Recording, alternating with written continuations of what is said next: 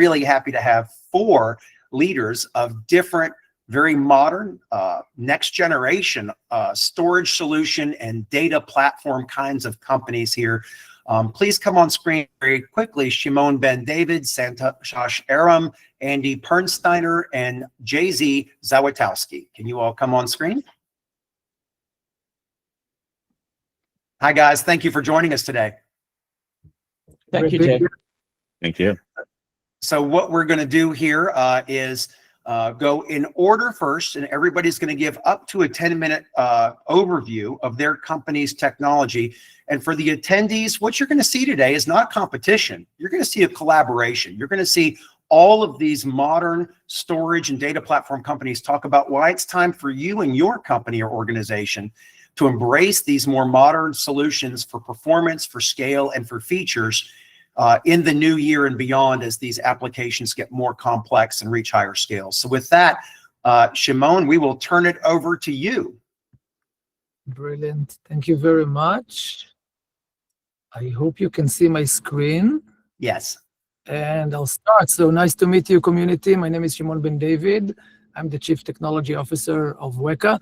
Usually I don't use slides for these meetings, but because it's recorded and I think I do want to convey a lot of technical notions and material, so we will run through slides. I promise not to take more than the 10 minutes. So with that, running ahead, if we're looking at the environments today, definitely the modern HPC environments and AI environments, we're seeing the transition from training legacy AI ML or legacy but still practical AI ML workloads to LLMs, reasoning, agents, and each of them has its own burden. Each of them has their own different I/O pattern, have their own requirement, and we'll cover that.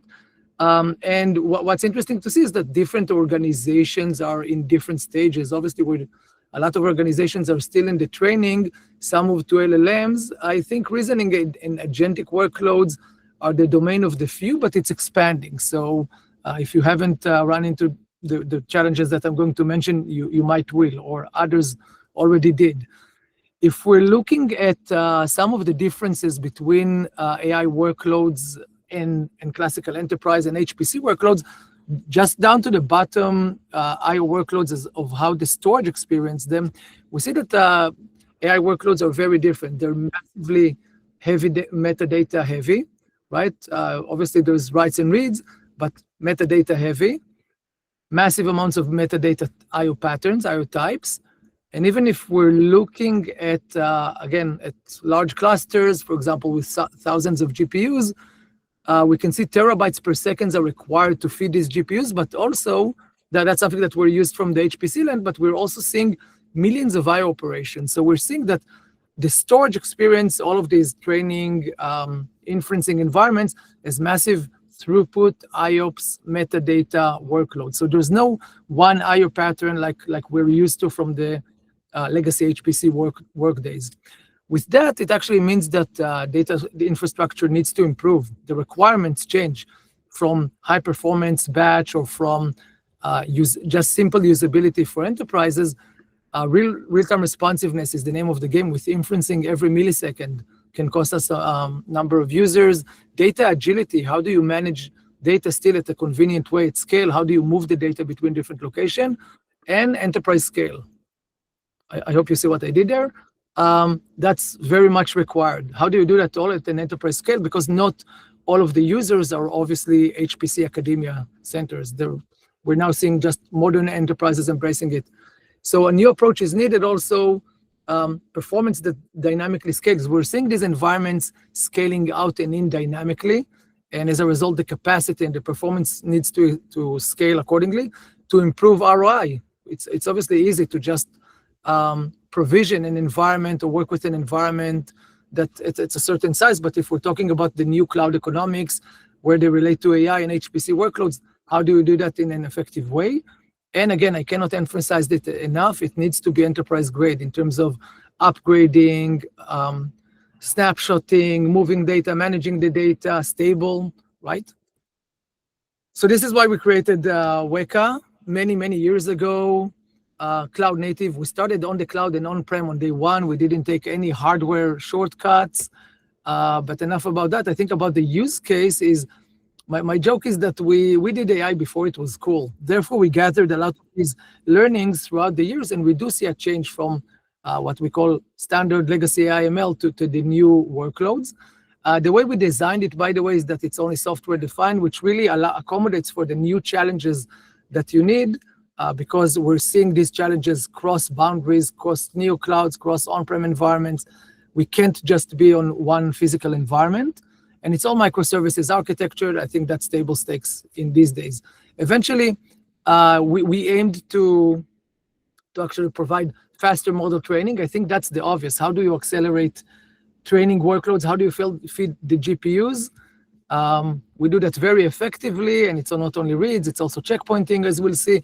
But then came the inferencing environment. I think this is the conundrum that some of the organizations are still tackling. How do you build an inferencing environment in a scalable, efficient way? And what does it mean? And how does storage relate to it? And we'll get to that.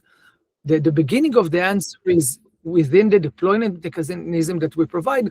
We do provide a dedicated mode, which is much like legacy storage environments, where you have a box that provides high-performance storage with all of the throughput and IOPS that I mentioned. But then a more modern approach is actually running inside the GPU nodes themselves. That actually allows for a more modern architecture. Obviously, if we're talking about cost, effectiveness, power utilization, but it also allows for a lot of more GPU to GPU storage communications, where just like GPU north-south ports don't allow you to do. So rates like 300 gigabyte per second or 3 million IOPS and above are possible with this architecture. This is kind of like the modern approach.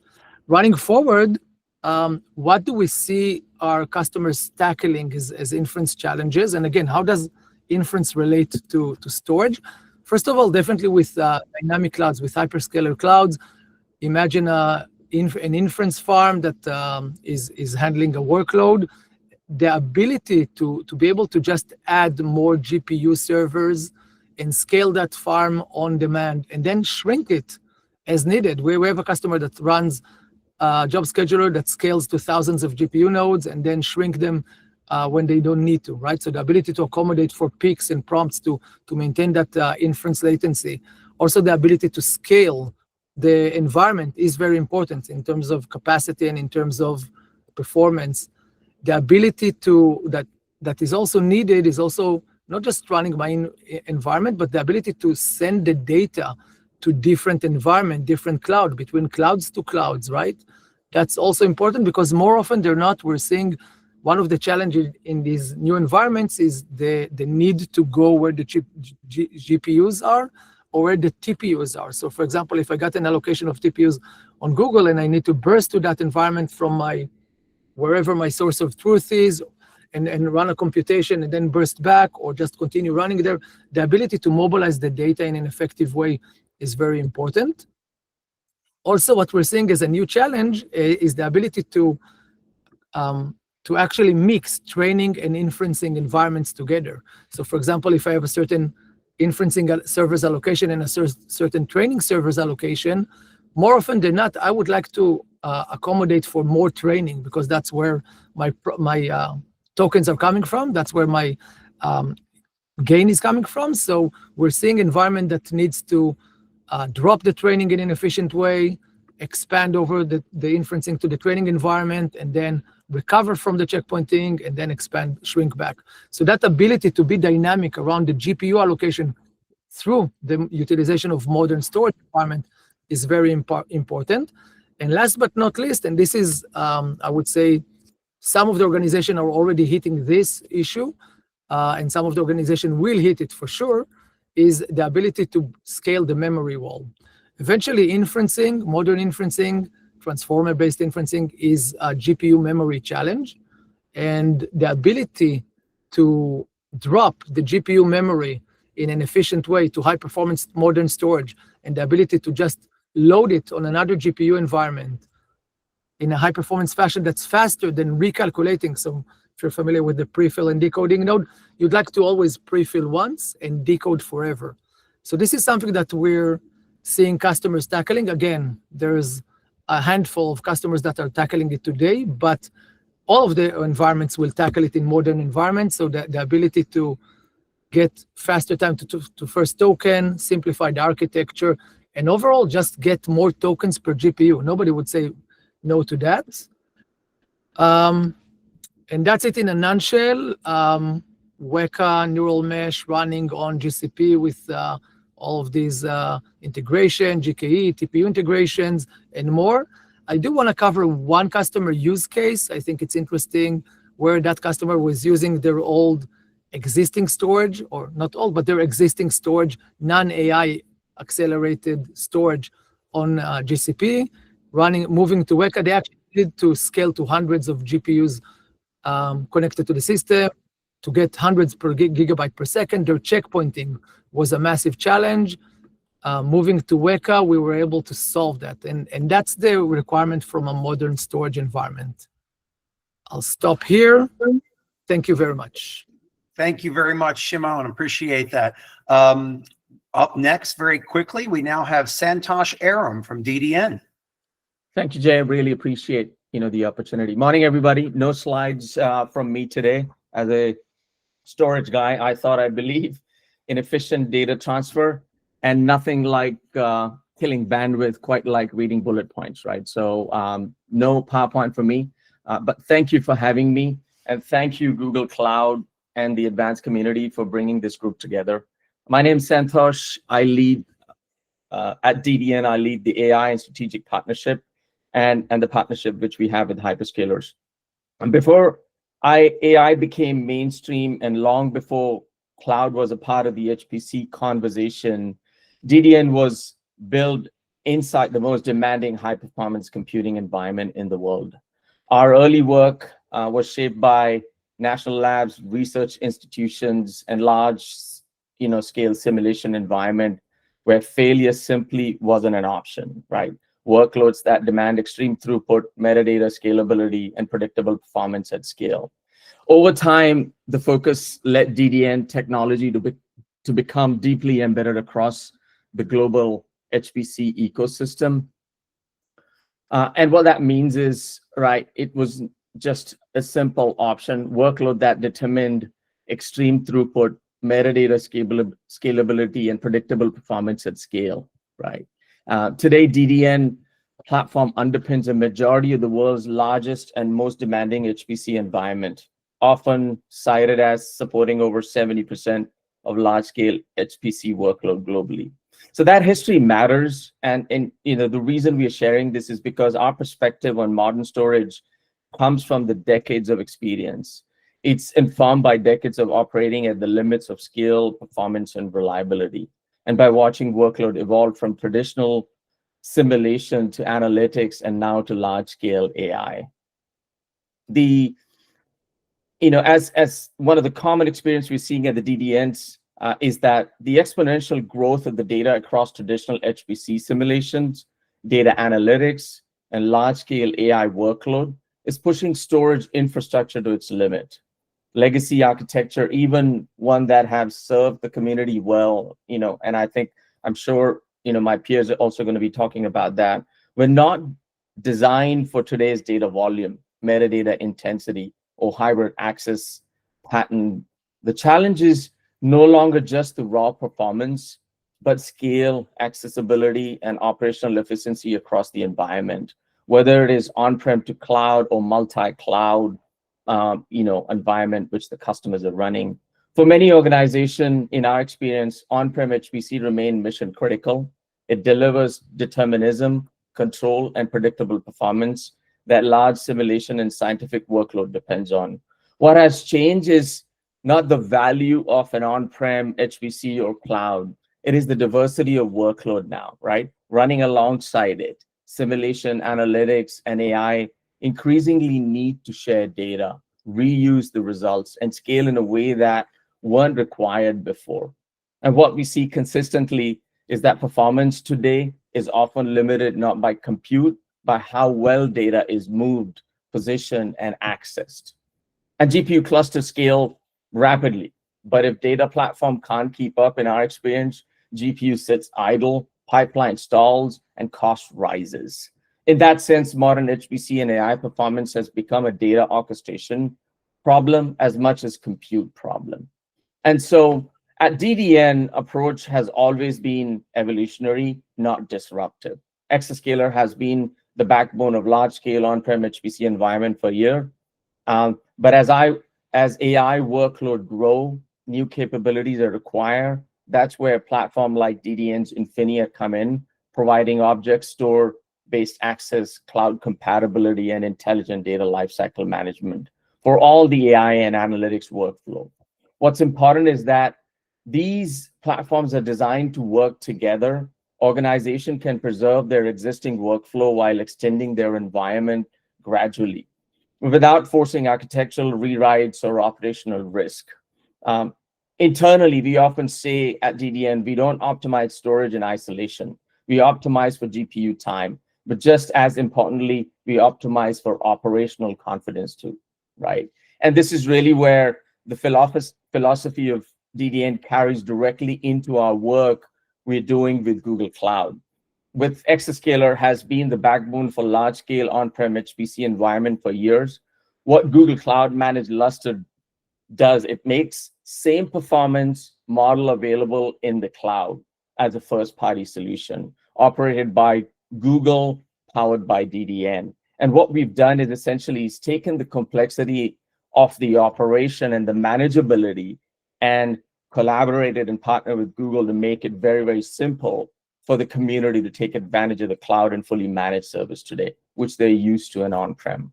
For HPC team, this isn't about an on-prem versus cloud. It's about having consistent data plane and familiar performance characteristics when additional flexibility is needed, whether that burst capacity, whether it's collaboration or AI experimentation or a temporary scale. We've got quite a lot of customer in a short span of time of 5 months. We're seeing the workload coming all the way from HPC to AI workload, with over 25 customers truly taking advantage of the Google's managed services, managed Lustre capability today. Just as we move forward, the different workload, budget, and organization will make different choices, and that's okay. And that's really where Google's doing an amazing job, is bringing different option in its GCP services for customers to pick the right solution and the right platform for different workload. Some environment will remain predominantly on-prem, others will selectively use cloud resources. And that's what we are experiencing. Increasingly, many will operate in hybrid model. The role of the storage platform is to support those choices without the friction. And I think, look, in conclusion, one of the things I'd like to share that from where we sit at DDN, looking forward, I see 3 priorities shaping the future of high-performance storage. First, unifying file and object access so simultaneous analytics and AI can share data seamlessly. Second, making storage more intelligent and policy-driven, with placement, caching, movement informed by workload behavior, especially GPU demands or TPU demand in Google. And third, enabling hybrid architecture that respects how HPC team operate, adding flexibility without sacrificing control, security, or predictability, just to name a few. So in summary, Jay, I know I don't have a lot of slides, but at DDN, really our focus is simple: provide a trusted data foundation that scales from traditional HPC to modern AI, and meet the customers where they are, much like my peers in the industry would do, whether it's on-prem, in the cloud, or in the hybrid environment. And I'm really looking forward to this discussion. Thank you again, Jay. Thank you, Santosh. And we're going to move on quickly to speaker number 3, Andy Pernsteiner. Andy, can you come on screen? Yes, I can. There you go.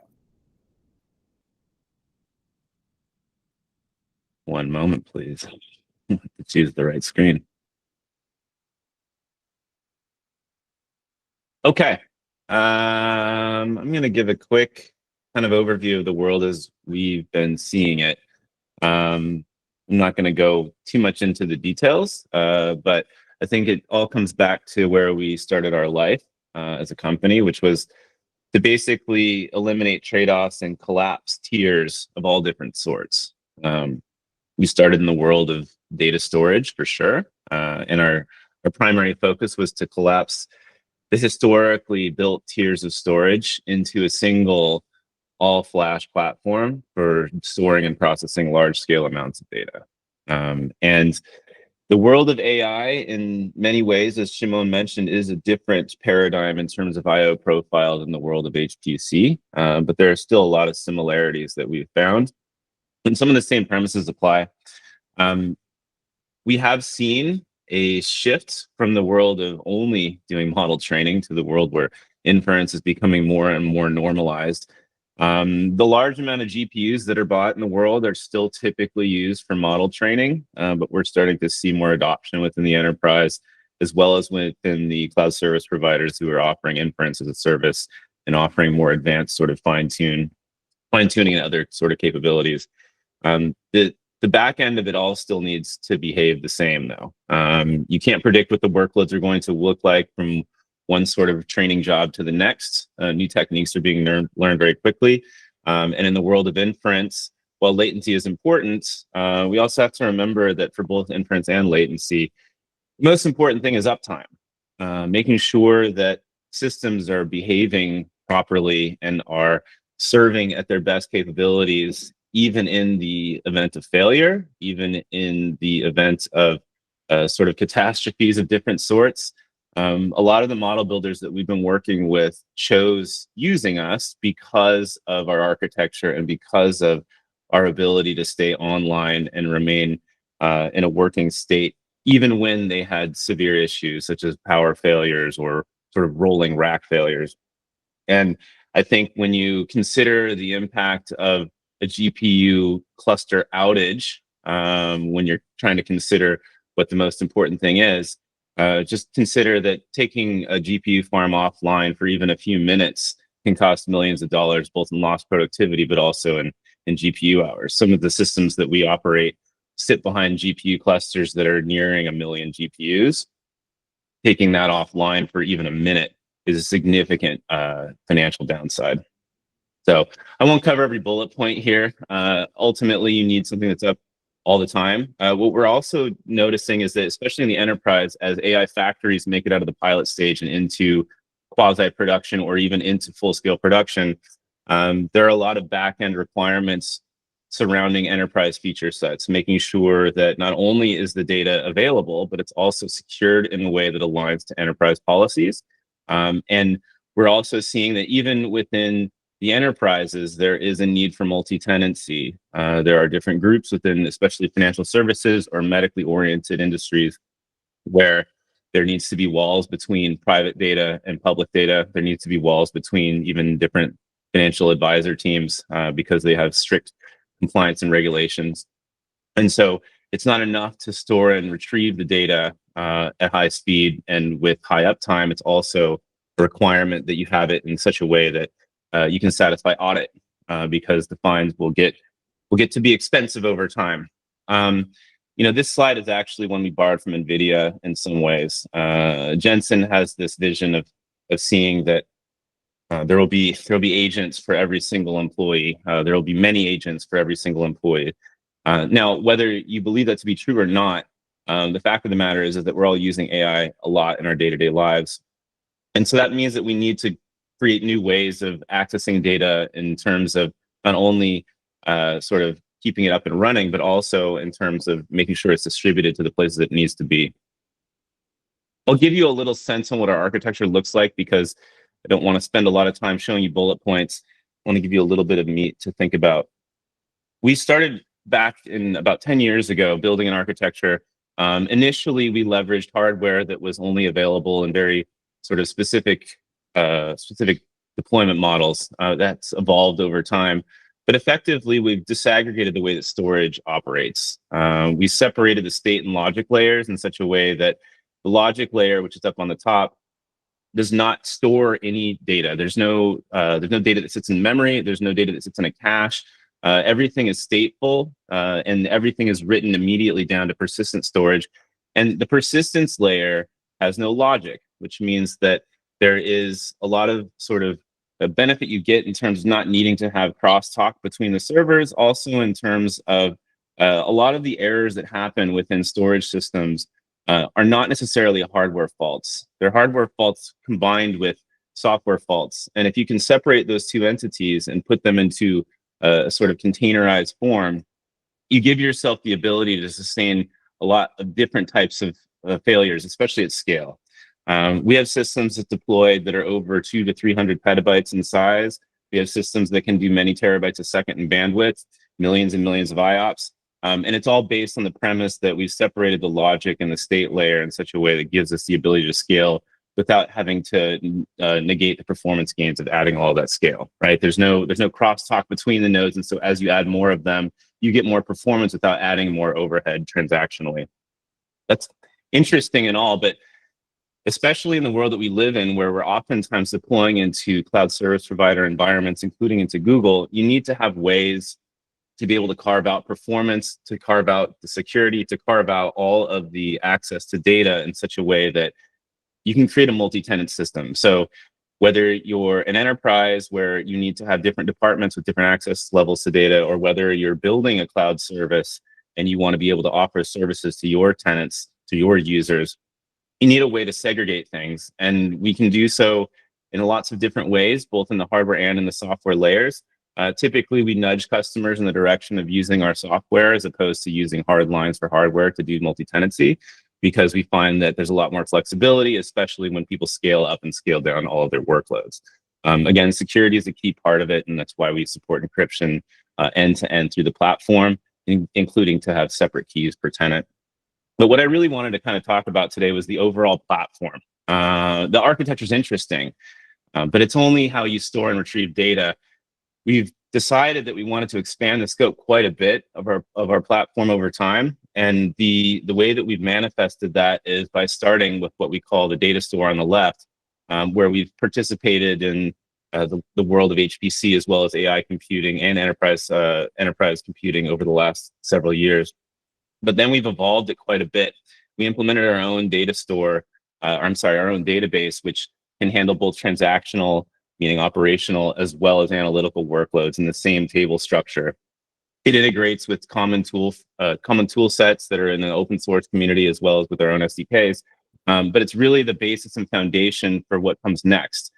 We also implemented a Kafka compatible event broker to allow for both consumer and producer applications that are reading and writing streams directly to us, but then also for our own system to emit events in a way that's consumable by downstream applications and pipelines.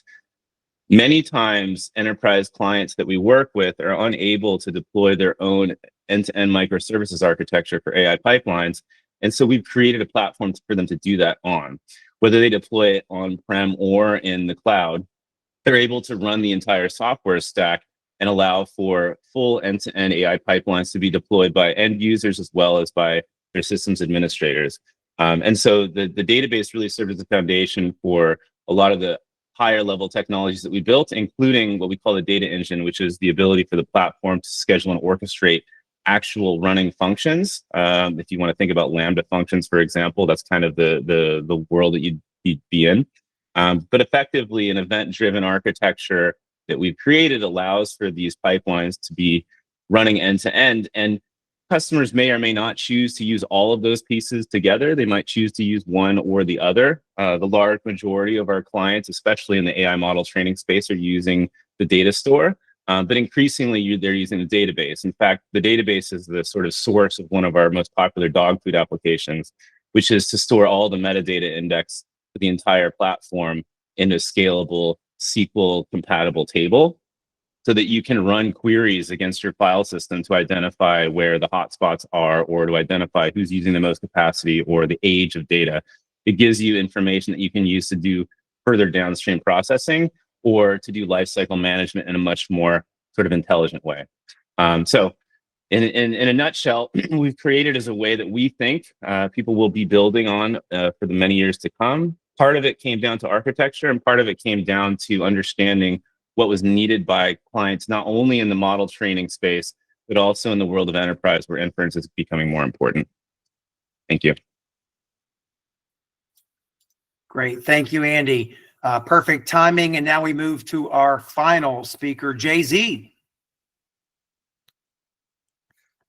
Thanks, Jay. Thanks for having me.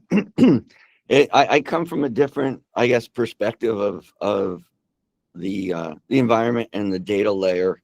A little bit about Sycomp first, because I think you have all the OEMs on that that we're working with. So Sycomp is a reseller, integrator, software-defined group. We've spent some time with every single one of the OEMs that presented today. We resell their platforms on-prem and work with them quite extensively. So I think, you know, where we were years and years ago, and probably are still trying to climb our way out of it, is and everybody's talked about it forever, right? The data storage silos that are out there. And that's what we're trying to break down now to deliver more AI capability to the people that want to, you know, drive the agentic AI efficiencies and whatnot out of the platforms. So, you know, the big thing for what we're doing is all of us need to make sure that the data is accessible to everyone everywhere. The platform that we actually represent on Google Cloud is IBM's GPFS storage scale, whatever you want to call it today, but I'll call it GPFS because I think that's where the industry knows it most. And that really, you know, we went to that platform to be able to deliver the data from different data repositories, being able to integrate with a VAST or a Weka or you know, any one of those data platforms, and reaching in and being able to make it look seamless. You know, we're part of a single namespace group that was formed by a working group that was formed by Guardant Health, and actually everyone on this panel, I think, except for VAST, but VAST I know is coming on board in that group as well, because I think the community found a need to get the data formats not proprietary. You still have to have your, we'll call it secret sauce for each vendor, right? So that you have something that you stand on, that you deliver maybe a little bit better or a little bit differently than everybody else. But being able to get the data in the formats where it's usable by everybody, and there's no real lock-in because everybody's software-defined storage can read everybody else's data. I think that's the goal. I don't think we're there yet. I think there's a good bit of ways to go, and there's some engineering that has to be done, software engineering that has to be done in these platforms to be able to do that. You know, the format that we use for moving that data today is something called AFM out of GPFS, which allows for that seamless data movement, whether it's in on-prem, so we can get it to the cloud in a hybrid fashion, or whether it's in the cloud and we need to get it back to on-prem for some data analysis there. You know, we've worked with several customers in the cloud, and we've got lots of customers globally. We're in 57 countries, so we move infrastructure, professional services, data for a lot of large organizations that have global locations. You know, the training that's being done, we had a customer that came to us, and this is, I know we've all published different performance metrics and whatnot, but this customer wanted to use the Google Kubernetes platform actually for getting the data and doing their training. And they came to us and said, hey, we need to do 1.2 terabytes a second in the cloud. And we worked with Google. We've collaborated with Google for the last several years on bringing that type of workload to fruition and being able to deliver things like that. You know, the GPU utilization, the TPU utilization, all that's really important because they're expensive resources and you got to try to drive them, which I think everybody on this panel is working towards the data, make it more accessible, make it compatible with each other, make sure that our customer sets have options, have a way to go do this seamlessly and get to the point where, you know, we've got data consistency and reliability. For years and years, I've gone to customers and said, what kind of data do you have? Have you figured out how to catalog your data? And that's important moving forward, especially if you go to a RAG model or something like that, right? You've got to be able to understand what data you have so that when you're actually searching it, it works for you, and it gives you the right answers, and it gives you the answers quickly. So I think the fruition of RAG in what we're doing is really important, and how the vector databases are built, and where all that's coming from, to give the answers to manufacturing or drugs, you know, discovery or things like that, that really are important to sustaining where we are going as a society. You know, we enjoy the collaboration with Google. We enjoy the collaboration with you know, with VAST, with Weka, with IBM, with all the different vendors out there. And yeah, I think that if you get a chance to look into the single namespace committee, you'll see that all those people are on there. We've all been collaborating for the last 18 months because we feel that data is the gold for where you want to go and what you want to do. So we're really, really excited to be part of that committee and part of that bringing up, and we're glad to be part of the Google community as well. You know, collaborating with your product development teams and making sure that all that works. So I will give it back to you, Jay. I think we've if I was doing justice to everybody here, I would have done slides for every single one of the OEMs that was on here, because we represent all of them.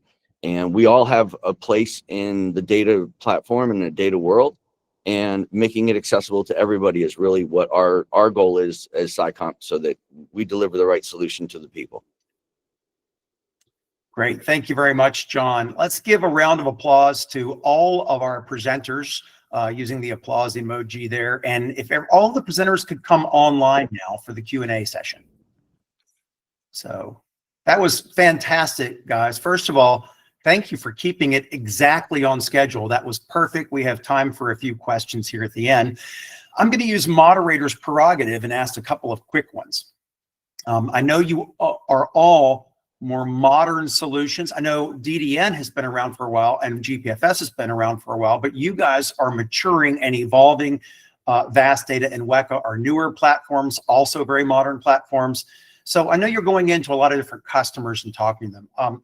What are your key verticals, if any? Do any of you have a significant, stronger play that you feel for vertical X, vertical Y, vertical Z, or do you find your customers pretty evenly distributed across verticals and public sector and so on? So I'm going to ask you to kind of characterize that in 30 seconds or less, and I'm going to pick randomly for this. So Andy.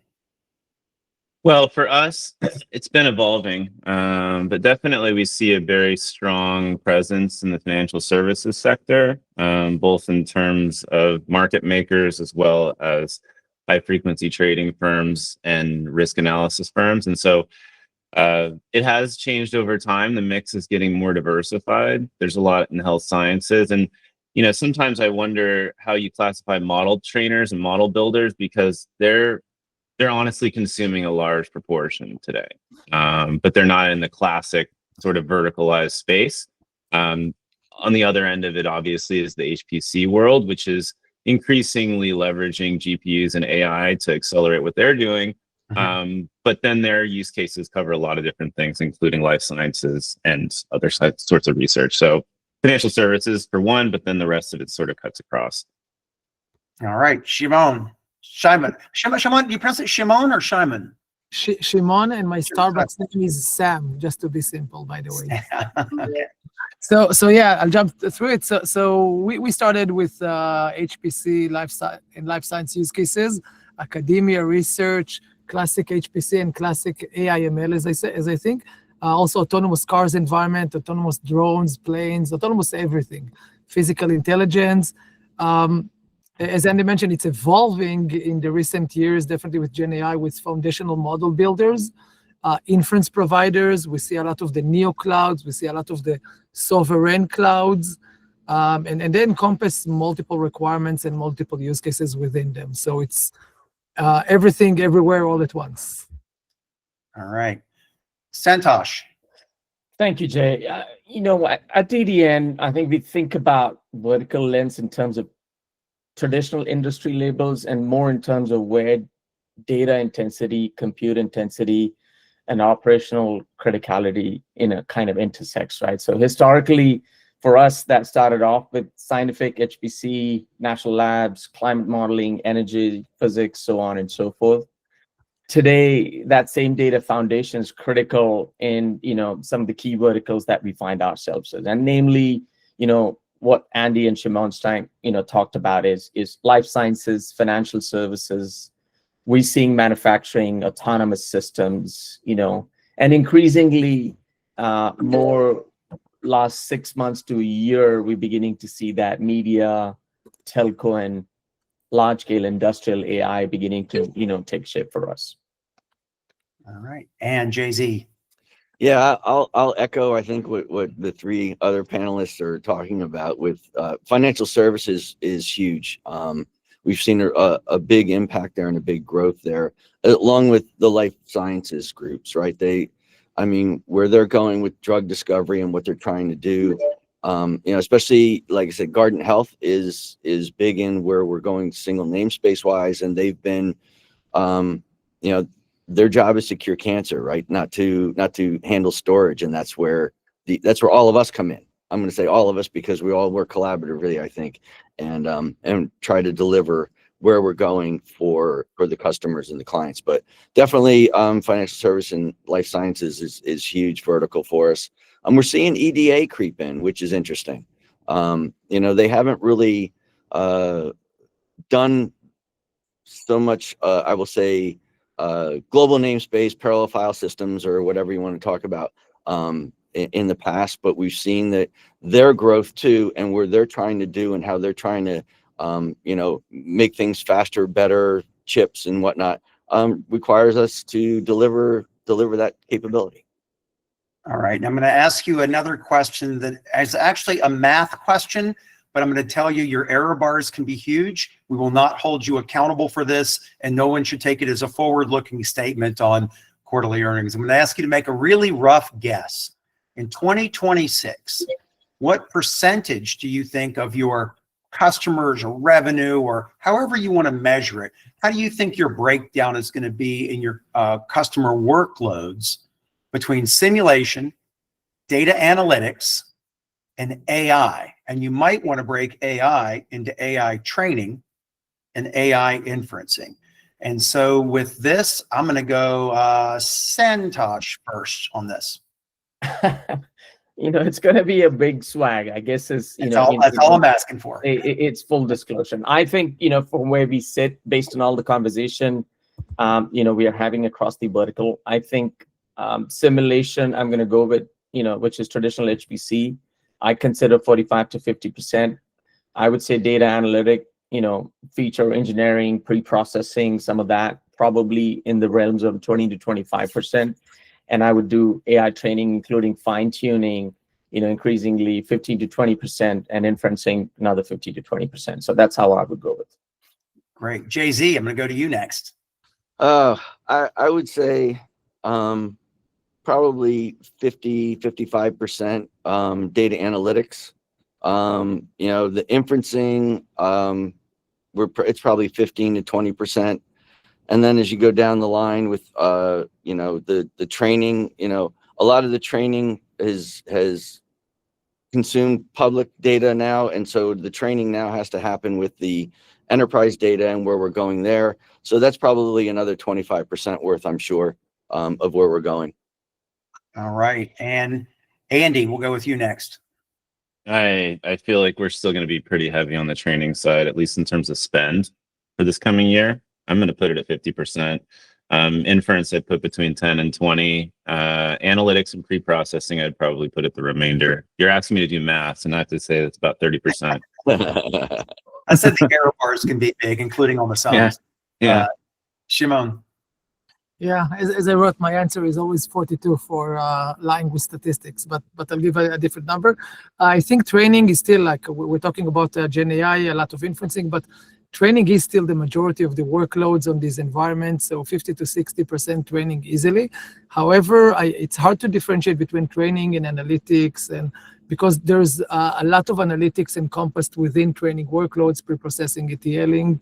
So let's add 10, 20 more percent on analytics. On top of that, that might not be GPU accelerated. Inferencing is creeping up. Inferencing is like we see a lot of, it's kind of like you either like it or hate it. You're either all in and you're very mature with it, or you're just playing with it a bit. I would say another 20% of inferencing.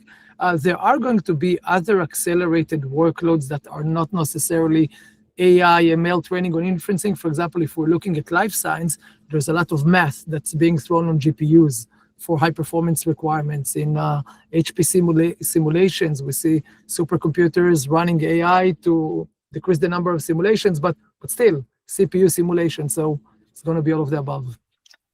I asked those two questions for a reason, and I got answers and actually estimates that I kind of expected with DDN and Sycomp leveraging GPFS to historical file systems that have long been strong in the simulation community. You guys are adding customers from these other. Weka and Vast Data started more recently in an era in which data analytics was already big and AI was becoming big. And so your mixes are a bit different, but I love the fact that you all are seeing some workloads, customers in all of those spaces. So not trying to read too much into it. I just wanted to see if that was going to be the case with historical vendors that are evolving new solutions versus brand new companies. With that, I really love this question that was submitted by Samuel Bieberich. He says, I understand introducing GPU idle time from storage IO bottlenecks is a major issue in HPC and AI integration, with promising GPU direct capabilities emerging. Are there widely used public benchmarks and documented performance metrics showing the recent progress in utilization gains or latency reduction? So this is for any of you. Are you seeing any useful public benchmarks and documented performance metrics that are showing how solutions like yours are reducing that stall time on GPUs? Maybe I can start. Go ahead. I'll say that there's a lot of benchmark that aim to benchmark AI workloads, right? Training or inferencing with different varying of success. I would say that what we're seeing is that nothing beats, sadly or gladly, nothing beats really running a real workload and seeing it. The reason is that the benchmark is usually very one use case oriented. Here's a training workload. Here's an inferencing workload. Usually it's a very small scale. With a real production environment, it's mayhem. It's you're running your training, you're inferencing, your users are downloading GitHubs, running PyTorch, Jupyter. It's all a blender of IO. So SpecSFS is doing a decent job, or a good job actually, at some of these benchmarks. I would say that with the GPU integration, GPU to GPU, there's GPU direct storage that is at the cusp of being tested. There's some benchmarks that are exercise it, but there's more to be utilized on that. All right. Does anyone else want to add to that?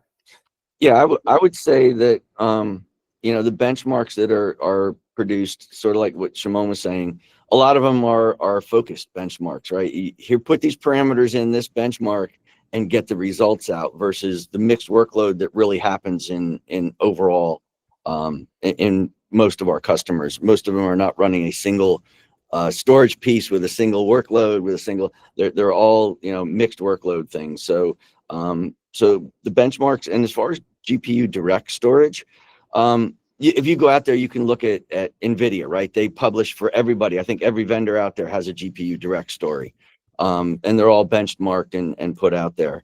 But what we've seen, and we've actually looked at it on Google Cloud, is we've been able to drive the GPUs at 97% utilization without GPU Direct, right? So there, yes, there will be a place where that comes into, becomes a necessity, but I think you can drive the workloads today. And as that GPU Direct piece develops and the code develops and we get better at it, then yeah, down the line, I think it would be something that everybody will look at.